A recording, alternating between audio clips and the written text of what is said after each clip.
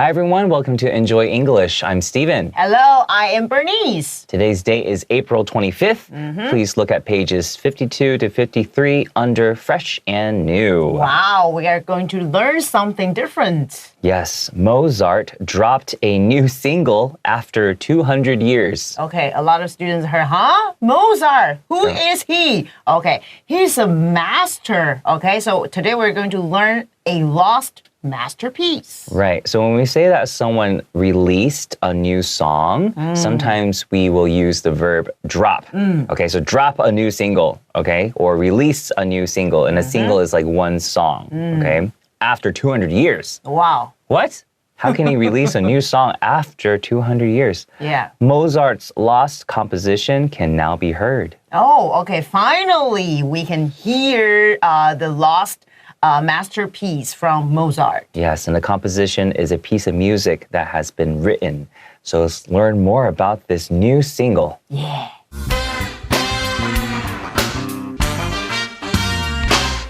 Mozart dropped a new single after 200 years. Wolfgang Amadeus Mozart was a classical music composer of the 18th century.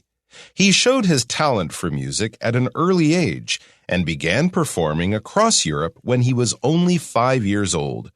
Although he passed away at the age of 35, Mozart produced hundreds of works that are still popular today. In Mozart's time, all music was written on paper with ink. Some of his works have been lost or misplaced over the many years since his death. In September 2024, one of his lost compositions was rediscovered in the archives of a library in Leipzig, Germany. The manuscript of the score is not in Mozart's handwriting, so it may be a copy of the original. Experts believe that the piece was written around 1780 and that it once belonged to his sister, who may have kept it as a fond memory of her brother. The piece, known as A Very Little Night Music, is a serenade written for a string trio. It is very similar to other pieces that Mozart produced in the 1760s, when he was in his early teens. On September 19, 2024, the rediscovered work was performed for the first time in Mozart's hometown of Salzburg, Austria. The discovery of this work has excited many music fans and given classical music a fresh burst of life.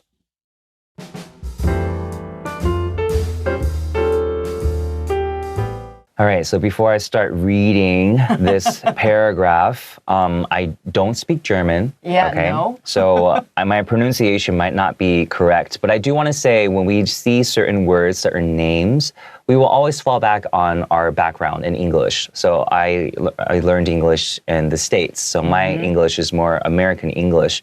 So as an American English background person, I would say Wolfgang Amadeus Mozart. Oh, but okay. The pronunciation in German is similar to, I'm going to say it correctly, but it's Wolfgang. So it's more like a V sound, Wolfgang. Wolfgang Amadeus Mozart. Wow. So it's very different. All right, so American, it's just like the Roman letters. Sometimes we will think that it's pronounced a certain way based on your background in English. So good thing that this name doesn't keep showing up in this whole paragraph. Otherwise, I would feel very like, I hope I'm saying this right. Okay, so I'll try to say it in the German way. Wolfgang Amadeus Mozart was a classical music composer of the 18th century. Okay, so Mozart was a classical music composer. Why do we use German? That is because Mozart is an Austrian composer. Right. So here, when we see the past tense of the be verb was, we automatically know that this person is from the past. Yes. Okay? And then classical music. Classical music is music that is from it's written in a European tradition from the around 1750 to 1830.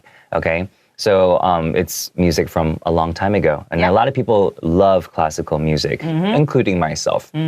So what is a composer? It is a person who writes music. Yeah. All right. And then where is it from? When is he from? It's from the 18th century. So what is included in the 18th century? Basically, any date between January 1st, 1701, all the way up to the last day of the year of 1800. So December 31st, 1800. All those years are included in the 18th century. Also, let me say something about classical and classic. These two words are different. Classical usually mean the culture of the past and talking about arts, literature. Okay, but when we use classic, usually we mean something in a high quality or something is valued because it has a traditional style. So we use classic, for example, classic motorbike, classic skirt. He showed his talent for music at an early age and began performing across Europe when he was only 5. Wow. 5 years old. Yeah, 5 years old. So that is because for Mozart, he's a child prodigy. Prodigy, which means he was very, very smart when he was a child. Right. So he showed, or you could also use the verb display, D-I-S-P-L-A-Y, and the past tense is displayed. He displayed his talent for music at an early age. So when we don't know the specific age, you can use that way to say at an early age. It encompasses any age from between, maybe before 8 or 9 or 10. At an early age and began performing. What does the verb perform mean? It means to act or present a play or concert, okay? And across Europe, okay, so now we know that he's doing it all over Europe when he was only 5. And you can also just say when he was only 5. We know that it means when he was only 5 years old. But of course, adding that years old makes it just clearer. Yeah. Okay? Although he passed away at the age of 35, Mozart produced hundreds of works that are still popular today. Okay, so he passed away at very young, such a young age. What a pity. But Mozart produced and made hundreds of works. Works will be the creation of art or music that are still very popular. Yes, so pass away is just another way to say die. It's just, it sounds a lot better. Although he died at 35 years old, it just sounds kind of abrupt.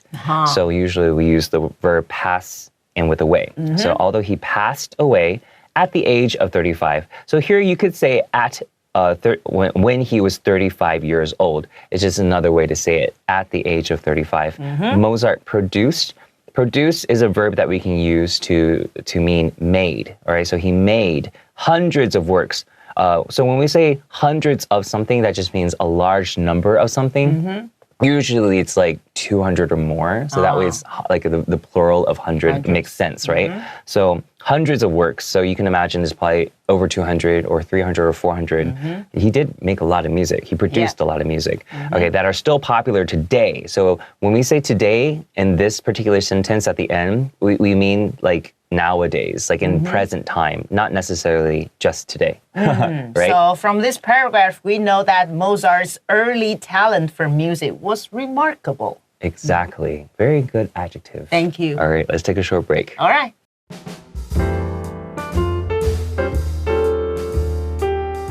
All right, so here I want to bring attention to his name. So earlier in the very beginning, we introduced that his name was Wolfgang Amadeus Mozart. So if you had to keep saying that or keep writing that, you would get very tired. I will bite my tongue. Yeah. So a lot of times, most of the time when we're writing about a particular person, once we have introduced their full name in the very beginning, we'll start to use their last name to continue talking about them. Okay. Yes. So in Mozart's time, all music was written on paper with ink. Oh, ink, we know, is a kind of colored liquid. Right. And usually we use it to draw or paint something. Right. So time here is another way to say time period. So in Mozart's time period, or when he was alive, all music was written on paper with ink. So written, here, even though it has two T's, I'm pronouncing it in a very, I'm kind of taking back the T sound, so it's not too hard. I'm not saying it like written, okay? You can say it like that. It's not incorrect. It's just easier if you can make that T sound kind of go back in the mouth. It goes written, kind of like written, okay? And then written on paper with ink. If it was written with a pencil, we would say written on paper with pencil. Yeah. Okay. Some of his works have been lost or misplaced over the many years since his death. Yeah, that is very common because it's long time ago. So it's very common to see that some people may lost his masterpiece or misplaced, which means you forget where you put it. I want to call attention to that word work. It appeared in the previous paragraph as well. Even though it's the same word as like going to work, like the place where you make to money, your office, right? Go to the company. In this situation, it's being used as the artistic production of a composer. So it could be music, it could be art, like an art piece. It's your work. It's what you've done. It's what you spend time on to make and to create in an artistic sense. So some of his works, we are talking about some of the music that he wrote, have been lost or misplaced. All right, so what does misplaced mean? It means to temporarily lose, okay? So we have temporarily lost his works over the many years. So we know that it's happened many years since his death. So many years after his death. Yeah. Okay. In September 2024, or in September 2024, one of his lost compositions was rediscovered in the archives of a library in Leipzig, Germany. Okay, so why we use rediscover? We know discover, which means you find something for the first time. So rediscover, which means again, we discover it again. Yes. Okay. So rediscovered, once again, just like what Bernice also said, it's discovered, but maybe it was forgotten for some time, or maybe it was lost for some time. So you're not discovering it as like the first person to ever discover it. It just means that somewhere along the line, you just couldn't find it, and now it's being rediscovered. Okay, and that word archives, it looks like it has a CH sound. So I think it's something to pay attention to. A lot of times there are words, it looks like it's going to be pronounced a certain way. And you will get people to pronounce it in a certain way. But archives is the more general way that we tend to pronounce it. So pay attention to that. Archives. Okay? And then here at the end of the sentence, the way that we do it in American English or English in general is we put the city name first and then the country afterwards. So Leipzig, comma, and the country name, Germany. Yeah. Okay. The manuscript of the score is not in Mozart's handwriting, so it may be a copy of the original. So manuscript, which means the original copy of the score. The score is not the points that you get on your test. The score means his written music. Right. Okay, is not only in Mozart's handwriting. Yes. So a manuscript is always going to be written down. It's not going to be typed out. It's like you said, the original copy, the manuscript of the score. And it's not in Mozart's handwriting. When something is in someone's handwriting, that means that they wrote it. Yeah. Okay. So everyone's handwriting is going to be different. So it may be a copy of the original. This copy, instead of that word, we can also use the word duplicate. Okay, D-U-P-L-I-C-A-T-E. Yeah. Okay, so it may be a duplicate of the original. It means the same thing, copy of the original. Totally the same. Just giving you a different option, okay? Yes. Experts believe that the piece was written around 1780 and that it once belonged to his sister, who may have kept it as a fond memory of her brother. Oh, okay. So I believe that why this painting, this piece belonged to his sister, that is his older sister, because his old sister and Mozart were the only two kids to survive. Their parents, they have 5 kids, but only his old sister and Mozart, they survive. And others died when they were babies. So that's why his sister wants to keep it as a fond memory, a happy memory, to remember his brother, her brother. So who are experts? We see this word a lot, okay?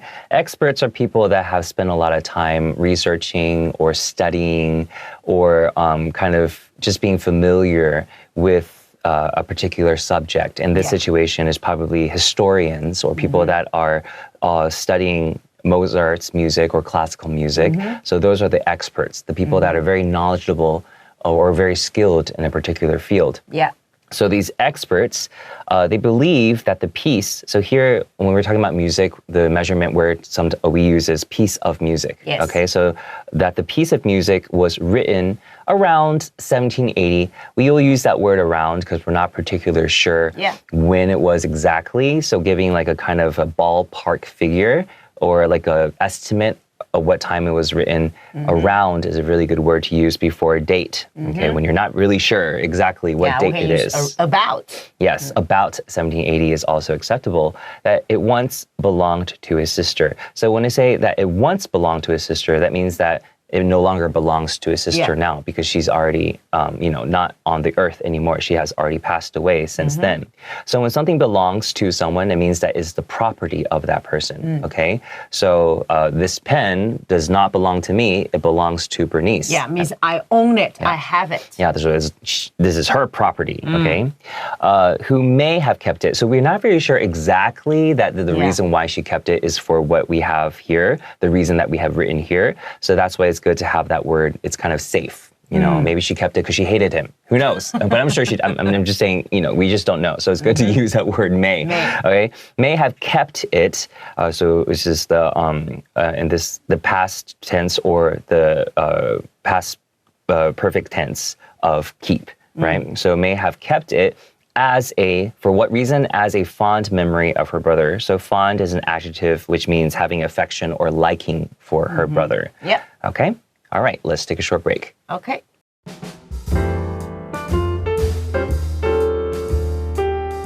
The piece, known as A Very Little Night Music, is a serenade written for a string trio. Yeah, very lovely name. A Very Little Night Music. Okay, it was introduced to the public. I think that will be on September 19th. Later, we'll talk about the time, which is a world premiere release. Premiere, which means first time in the public.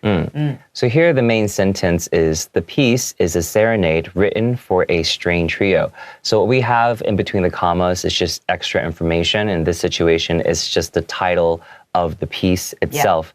And I like how this paragraph started with the piece, so then automatically we know that this paragraph is going to be giving us information about the actual piece, the actual single that was dropped in recent times. Okay, so known as A Very Little Night Music. If you notice, all the words in this are capitalized because that's the title of the single, of the piece of music. And then it's all italicized because that's showing us that's the title of this piece of music. So a thing I want to call out is sometimes when you're writing these titles, we can't write italicized font when we're writing. It's just impossible. So we'll use an underline for a title of a piece of music. Okay, so serenade. What is a serenade? A serenade is an instrument composition in several movements written for a small ensemble or small group of musicians. So in this situation, this small group is a string trio. When we say a string trio, string encompasses like the cello, encompasses the violin or the viola. So a trio means three people. So we know that this is a group of three people, and then they're performing with strings together.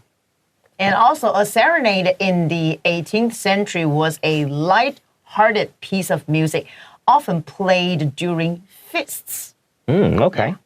It is very similar to other pieces that Mozart produced in the 1760s when he was in his early teens. Okay, so this piece of music is kind of like his other pieces that he produced or made in the 1760s. So what does the 1760s, what does it encompass?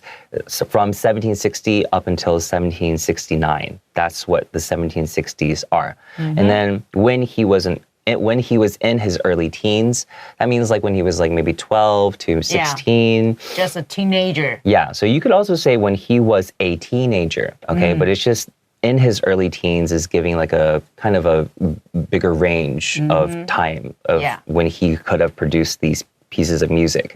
So on September 19th, 2024 or 2024, the rediscovered work was performed for the first time in Mozart's hometown of Salzburg, Austria. Yeah, Austria is also a country, not Australia. Totally different, okay? So that's what I said about the premiere release. P-R-E-M-I-E-R-E, premiere release, which means performed for the first time in public. So make sure when there's a date, like September 19th, okay, you don't pronounce it just 19. It's the 19th day. That's why it's 19th. So make sure you have that TH at the end. And then 2024, you can say it 2024. Both are acceptable, all right? Was performed for the first time in his hometown. So here in American English, I would have pronounced that Salzburg. Salzburg. Okay, Salzburg. Yes, but the German pronunciation is closer to Salzburg. Okay, so that's why it sounds a little different. And then once again, it's city, comma, country. So Salzburg, comma, Austria. And you made a really good point. A lot of people do confuse Austria and Australia. They're completely different places. So just make sure you don't make that mistake as well. The discovery of this work has excited many music fans and given classical music a fresh burst of life. Wow, so that's why, because Mozart is such a famous composer, so that's why his music fans are so excited about this first-time masterpiece. Yes. So fans are people who have strong admiration for a particular person or particular piece of art. Those are fans, okay? But fan is also the word for the thing that you use when you're hot. Oh, yeah. Right? Electric fan. Or hand fan, right? Yeah. One that you use just to kind of make sure that you don't get overheated in the summer. So classical music, his work gave classical music a fresh burst of life. So a burst is a sudden brief outbreak of something or a sudden increase of something. So it gave a fresh increase of life to these fans. Wow. And why? Because Mozart has been gone for a long, long time. And all of a sudden, 200 years later, we randomly rediscovered one of his early works. Yeah. It's kind of like finding a treasure for a lot of these fans of classical music. And it's just something to also just mention how impressive it is for someone's work to be able to still be so important for, like 200 years later. Yeah. That's so impressive. And he was very, very young when he wrote. That's true. He's such a talented composer. Yeah, yeah. These compositions were all done like so long ago. Also, Mozart was recognized as one of the greatest composers in the history of Western music. I mean, he's so recognized. Yeah. Yeah, just so much talent. All right, well, who knows? Maybe in the future we'll rediscover more compositions of Mozart. Maybe they're just lying around somewhere, waiting to be rediscovered. Rediscovered, yes. All right, hope you learned a lot about Mozart. We'll see you guys next time. Bye. Bye-bye.